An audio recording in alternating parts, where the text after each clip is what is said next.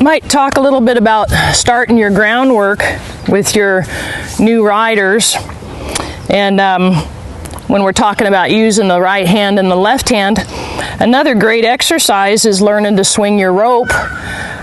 proficiently with both hands, because when you do the groundwork, you've got to be able to swing your rope really even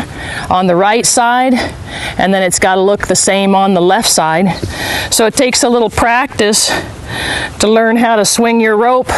the same way, both directions, whether you're using your right hand or your left hand. He kind of knows how to get out of the way.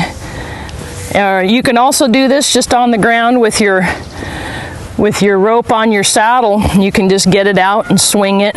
or maybe you might want to try and tap something on the ground with your left side. Might try and figure out a little rock or a little stick or something and tap it, and see if you can hit the same spot with your right hand on the ground in about the same swing and the same feel.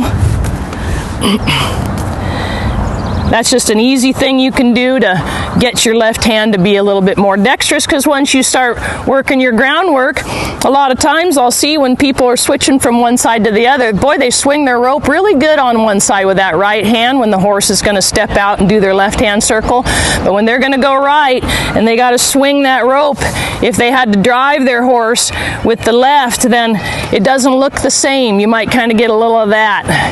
where the rope doesn't swing all that much, but you're real proficient doing it that way.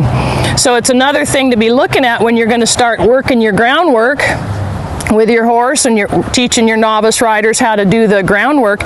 You want to be looking at how they're working their horse around in their circle from the right side to the left side, and make sure that their left side is working in the same way and at the same angles. So when you start working your young horses and your novice riders, or your novice riders and your seasoned horses,